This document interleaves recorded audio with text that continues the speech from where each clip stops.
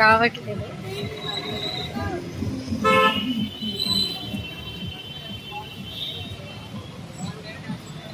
ఒక్క నిమిషం ఆగండి ఆగండి.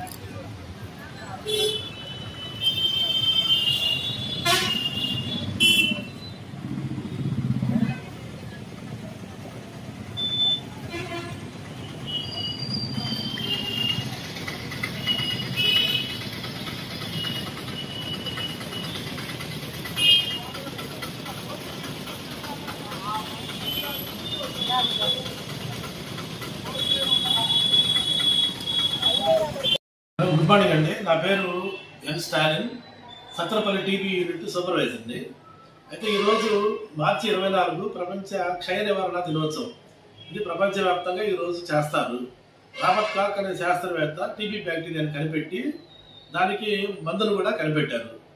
అయితే ఇది ఎలా ఉంటుందంటే 2 వారాల నుంచి దగ్గినప్పుడు కళ్ళలో రక్తం పడటం, ఛాతీ ఎక్స్రేలో ఏమన్నా మార్పులు ఉంటే చూడటం, సాయంత్రం పూట జ్వరం రావటం, ఇవి టీబీ లక్షణాలండి. దీన్ని బేస్ చేసుకొని మనం దగ్గరలో ఉన్న డిజిగ్నేటెడ్ మైక్రోస్కోపీ సెంటర్కి వెళ్తే ప్రతి గవర్నమెంట్ హాస్పిటల్లో టెస్ట్ కేంద్రం ఉంది.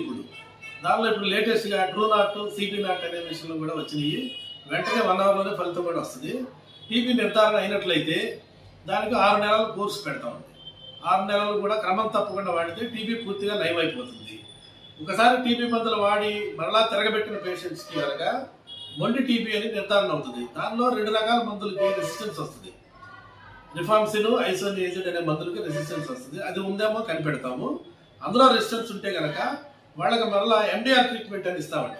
అది ప్రభుత్వం కూడా చాలా ఖర్చు పెడుతుంది. దానికి దగ్గర 20 లక్షల రూపాయలు ఖర్చు అయ్యే మందులు పేషెంట్కి ఉచితంగా ఇస్తున్నారు. ఇది ప్రతి గవర్నమెంట్ హాస్పిటల్లో అనుకూలంగా ఉంది. అయితే ప్రజెంట్ ఏంటంటే 2027 సంవత్సరానికి మన భారతదేశాన్ని టీబీ రహిత సమాజంగా చేయాలని ప్రధానమంత్రి నరేంద్ర మోడీ గారు టీబీ ముక్త భారత్ అభియాన్ 2.0 అని చెప్పేసి 100 డేస్ క్యాంపెయిన్ స్టార్ట్ చేశారు ఈ రోజు నుంచి. అదేంటంటే 60 సంవత్సరాలు పైబడిన వాళ్ళు, డయాబెటిక్ వాళ్ళు, గతంలో మందులు వాడిన పేషెంట్స్, ఇంట్లో contact persons, plus alcoholics, smokers, ఏదైనా సందర్భంలో చెస్ట్ ఎక్స్రే తీసుకున్నప్పుడు దానిలో మార్పులు ఉన్న వాళ్ళని అందరినీ గమనించి వాళ్ళని మనం హాస్పిటల్ తీసుకొచ్చి సిబినాట్ కానీ ఎక్స్రే కానీ తీసి వ్యాధి నిర్ధారణ అయినట్లయితే వాళ్ళకి మందులు పెట్టాలి. లేదంటే నాన్ టీబీ కింద డిక్లేర్ చేస్తాం.